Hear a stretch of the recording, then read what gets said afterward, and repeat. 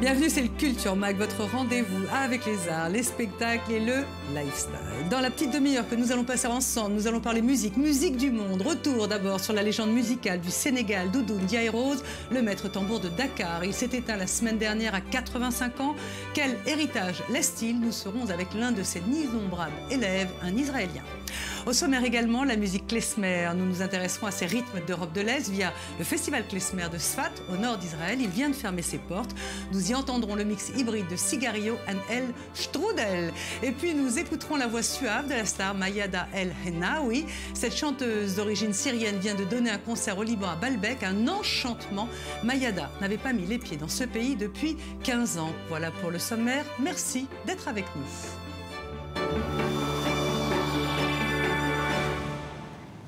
On passe à la musique maintenant. Le Culture Mag voulait revenir sur la disparition de l'un des plus grands musiciens du monde et du Sénégal, le tambour-major de Dakar, Doudou Ndiaye Rose. Il est mort la semaine dernière dans son pays à l'âge de 85 ans. Et alors comment nous avons fait? Eh bien, nous avons trouvé un percussionniste israélien qui a été son élève.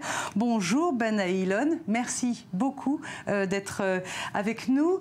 Vous avez été son élève. Comment avez-vous réagi à sa mort? C'était le jour de mon anniversaire, mon 28e anniversaire. C'était vraiment sympa, j'ai passé une super journée. Mais le soir, j'ai reçu un message d'une amie de France qui me disait que Doudou Ndiaye s'est éteint. Et ça a été un choc pour moi, parce que je voulais revenir au Sénégal, étudier encore plus et travailler avec lui. Donc ça a été très triste et ça l'est encore.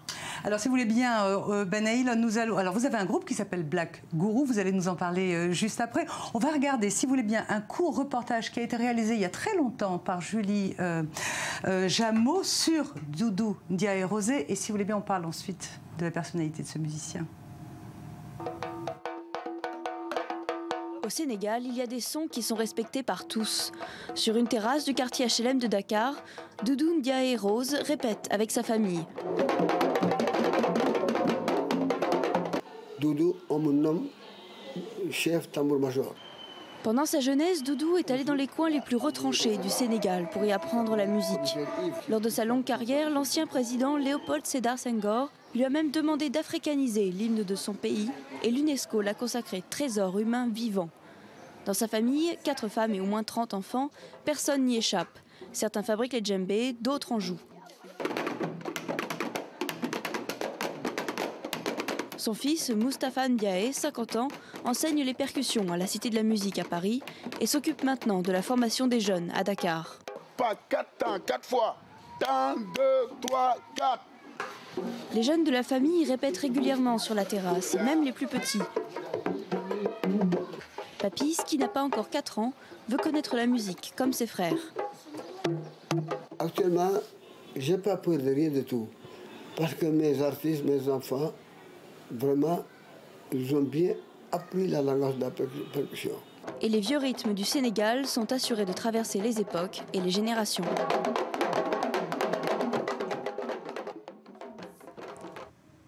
Alors on le voit, hein, Ben Ailon, dans ce reportage, ça doit vous faire quelque chose. Comment ça s'est passé, votre travail avec lui? Comment il enseigne, Doudou Ndiaye Rose? Eh bien, en fait, j'ai étudié la plupart du temps avec l'un de ses fils et non avec lui en personne. Mais il est venu à quelques-unes des leçons. Et ce qui s'est passé, c'est qu'après que je me sois rendu au Sénégal pour étudier les percussions traditionnelles, je suis retourné en Israël pour répéter la façon dont il joue des percussions avec entre 5 et 7 percussionnistes. Et j'ai essayé de le jouer tout seul. C'est comme ça que j'ai développé cette nouvelle technique. Je suis ensuite retourné au Sénégal et je lui ai montré cette technique. Il a approuvé en admettant qu'il s'agissait d'une nouvelle technique très enthousiasmante et novatrice de jouer sa musique.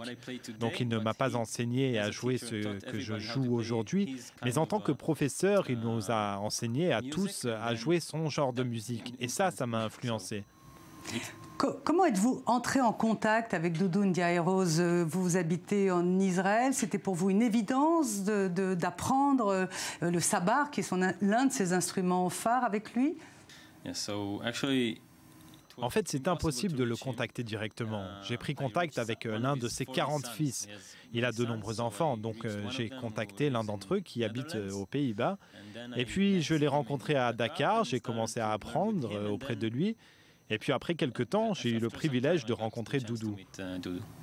Benaïlon, on l'a vu dans ce petit reportage de Julie Jameau, il a été honoré du titre de trésor vivant en 2006 par l'UNESCO. Il est né en 1930, il a tout essayé, il a même été plombier avant de devenir ce symbole de la musique. Il a dit, Doudou Ndiaye Rose, qu'il avait inventé presque 100 rythmes. Comment c'est possible? En fait, c'est encore plus qu'une centaine, certains disent 500, car le rythme au sabar est un rythme basique, mais lorsqu'ils affirment 500 rythmes, ils parlent en fait de 500 compositions. Car en fait, le sabar est un rythme basique fait de compositions répétées, de percussions par-dessus. Donc il a inventé plus de 500 compositions à jouer. Dernière question, vous avez un groupe, Black Guru, c'est un groupe israélien. Comment mixe-t-on la musique israélienne, si tant est qu'on puisse la qualifier comme ça, parce qu'elle est faite de beaucoup d'influences, cette musique israélienne avec les rythmes africains? Tout d'abord, j'ai inventé une nouvelle batterie composée de percussions sabar et je joue dessus avec de nouvelles techniques, comme je vous l'ai dit auparavant. Et j'ai commencé à composer de nouvelles techniques par-dessus, en utilisant aussi la langue hébreu comme langue chantée sur ces chansons. Et j'ai aussi de très bons musiciens qui se sont joints à moi sur ce groupe. Ils m'ont accompagné en Afrique. Et donc, on a mixé tout ça ensemble et j'essaye de faire quelque chose de novateur. Super, merci. J'espère qu'on aura le temps d'en écouter un tout petit bout de vos compositions de Black Guru. Merci beaucoup, Benaïlon. Merci d'avoir parlé de Doudou Ndiaye Rose. Merci. Voilà, c'est une interview qui a été enregistrée avant ce journal. On va rester au Moyen-Orient, direction le Liban, avec l'un de ses plus grands rendez-vous musicaux, le festival de Baalbek. Parmi les stars qui sont venues cette semaine, la grande chanteuse syrienne Mayada El Hennaoui. Cette grande dame de la musique classique arabe n'avait pas joué à Baalbek depuis 15 ans. Elle a enchanté son public avec plusieurs titres phares de son répertoire. En voici un medley.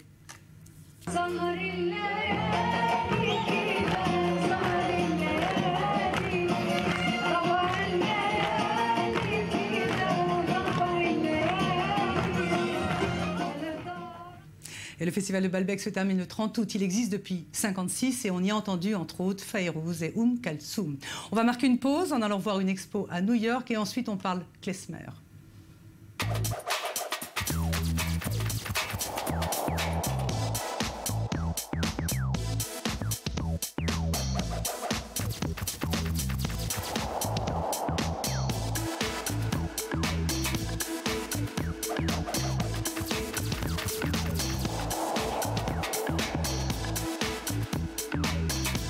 Si dans la culture occidentale, l'art a un rôle fondamentalement narratif, le XXe siècle est venu éliminer cette fonction, notamment avec l'avènement de l'abstrait.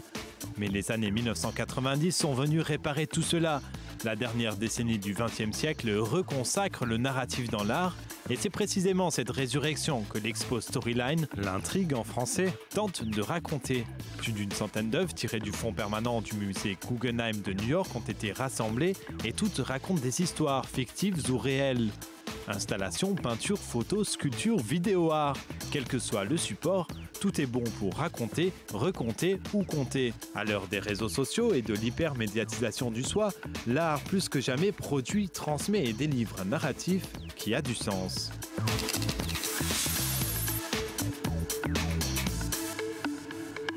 Avez-vous lu Don Quichotte? Si oui, dans quelle langue? Ce monument de la littérature espagnole célèbre ses 400 ans. Il a été écrit au XVIIe siècle, traduit en 145 langues. Problème, il n'a jamais été traduit en bon espagnol. Le récit, David Gomba.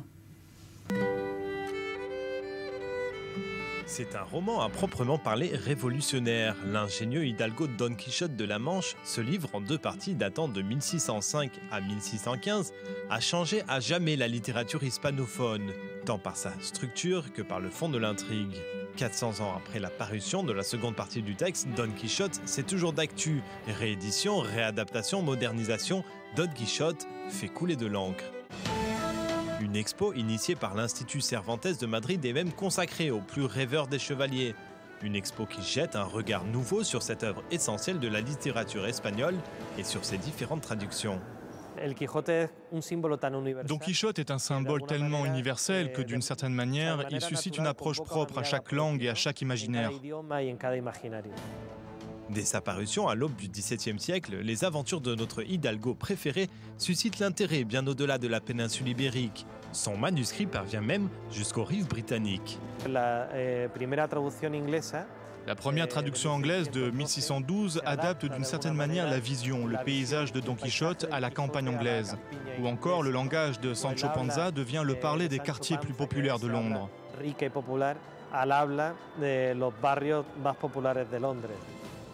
De l'autre côté des Pyrénées aussi, on s'intéresse de près aux errances de Quichotte et de son fidèle Sancho Panza. Un roman qui n'hésite pas à critiquer le fonctionnement de la société espagnole figée sur le modèle médiéval. Mais côté français, on n'hésite pas à épicer quelque peu les péripéties du chevalier imaginaire.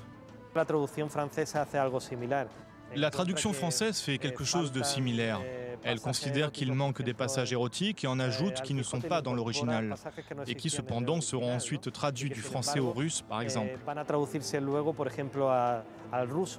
Pour ce spécialiste de l'œuvre cervantesienne, ces modifications et ajouts n'est pas un blasphème, mais bien un travail d'enrichissement de l'œuvre originale. Avec près de 145 traductions du chef-d'œuvre de Cervantes, Don Quichotte serait, selon l'institut qui porte son nom, le livre le plus traduit après la Bible. Oui, mais voilà, la version originale du livre est rédigée dans un espagnol ancien, peu compréhensible pour les Espagnols eux-mêmes. C'est pour cela qu'un écrivain espagnol, Andrés Trapiello, s'est attelé à traduire Don Quichotte en espagnol moderne. Une réussite puisque sa version modernisée est récemment entrée au top 10 des meilleures ventes en Espagne. Shakespeare, Dante ou encore Voltaire ont tous connu des passages à vide. Cervantes, lui, a encore et toujours la cote, même 4 siècles après la parution de son roman star.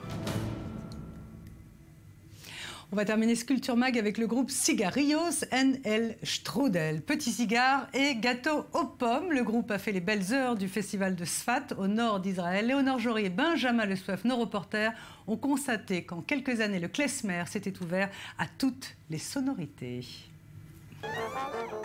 Avant que l'événement ne prenne de l'ampleur, seulement quelques amoureux du klezmer se retrouvaient ici pour partager leur passion. Des concerts improvisés dans la rue et quelques visiteurs curieux. Mais aujourd'hui, 5 grandes scènes sont réparties dans la ville. Les artistes sont rigoureusement choisis et la liste d'attente est longue. Le festival affiche donc aujourd'hui un esprit d'ouverture. Quand le klezmer se mélange à d'autres cultures, il s'ouvre forcément à d'autres styles musicaux. Il faut avancer, il faut créer, il ne faut pas rester statique. S'il y a 28 ans, on ne pouvait écouter que du klezmer d'Europe de l'Est. Aujourd'hui, nous pouvons toujours en écouter, mais nous avons aussi du jazz ou des groupes de rock qui font du klezmer, de la musique moderne ou de la musique israélienne avec du klezmer. Il y a même le groupe Cigarrillos and El Strudel qui mélange le klezmer à la salsa. Et justement, le klezmer qui rencontre la salsa, c'est l'idée qu'a eue David, ancien prof de danse latine. Bercé toute son enfance par la musique juive, il a décidé de former un groupe qui associe les deux. Le fait de danser la salsa, au bout d'un moment, je me suis mis dans la musique salsa. Et avec ce qui me parlait intimement et profondément, qui étaient les musiques de mon enfance, ou les musiques de ma culture, les musiques klezmer.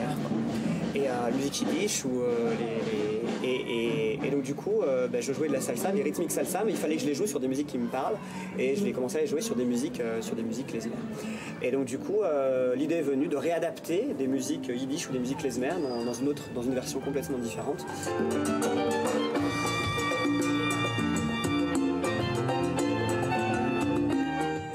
Des sonorités aux multiples couleurs, dans une ville pleine de charme et chargée d'histoire, un cocktail réussi qui n'a pas manqué de réjouir les spectateurs présents. Je trouve ça très sympa parce qu'il y a un côté à la fois mystique, artistique, populaire. Très sympa. On voit ça nulle part ailleurs. Parce qu'on va trouver des trucs artistiques ou mystiques, mais un mélange des deux comme on trouve ici, c'est assez rare. Pour moi, c'est une découverte. C'est vraiment la première fois que j'écoute et ça me plaît énormément. Je connaissais et c'est toujours aussi agréable. Voilà. On joint l'utile à l'agréable. On visite, on écoute, on se promène, voilà, c'est parfait. Qu'ils soient de fins mélomanes ou de simples amateurs, ils sont des milliers à assister à la centaine de concerts proposés. Un programme musical plus riche, un public plus large, le festival klezmer a gagné son pari en ouvrant ses portes en grand. Sigario and El Strudel, c'est énorme. On va se quitter avec eux. Une réinterprétation de leur chanson qui s'appelle 7 mariages. À demain, même heure pour un nouveau Culture Mag. Juste après, c'est l'info qui continue sur i24 News.